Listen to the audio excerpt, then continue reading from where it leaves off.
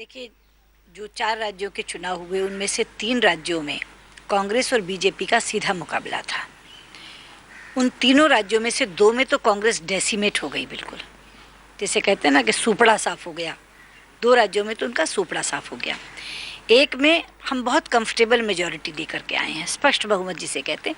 51 के करीब सीटें हमें छत्तीसगढ़ में मिली हैं। चौथा राज्य था दिल्ली, जहाँ एक और भी शक्ति बीच में आ गई थी। वहाँ भी हम सिंगल लार्जेस्ट पार्टी बनकर उभरे हैं। इसलिए सवाल संतोष का नहीं है, सवाल खुशी का है। हम लोग बहुत प्रसन्न हैं।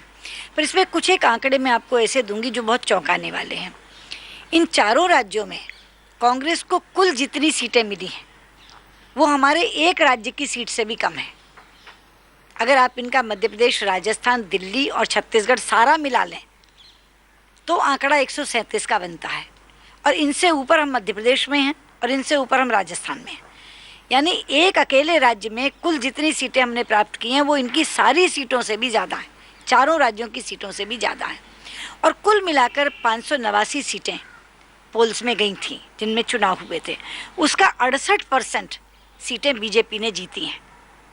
तो अगर आप इसको लोकसभा की दृष्टि से देखें तो बहुत बड़ा बहुमत लोकसभा की दृष्टि से, लगभग 72 सीटों में से 65 सीटों का भारतीय जनता पार्टी के खाते में आया है।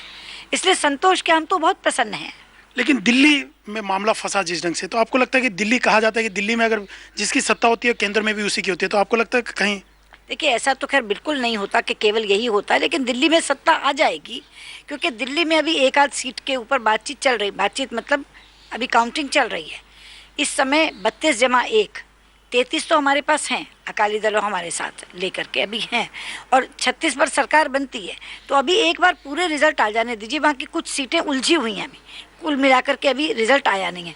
लेकिन हमको लगता है कि दिल्ली ने भी बहुत ज़्यादा प्रसन्नता पूर्वक ना दिया हो, लेकिन जिस तरफ से हम आए थे, जितने गड्ढे से हम आए थे, वहाँ हमको ला करके अगर इतने पर खड़ा किया तो वो भी संतोषजनक है। लेकिन आप पार्टी का, आपको उम्मीद थी कि जिस ढंग से परफॉर्म किया आप पार्टी ने, आपको उम्मीद थी कि इस ढंग से परफॉर्मेंस आएगी आपकी?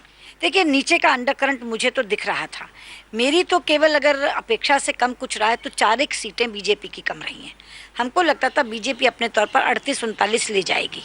वो 38-39 ना होती, 36 भी डायरेक्ट आ जाती, स्पष्ट बहुमत मिलेगा, ऐसा लगता था। उससे 2-3 सीटें कम रही हैं।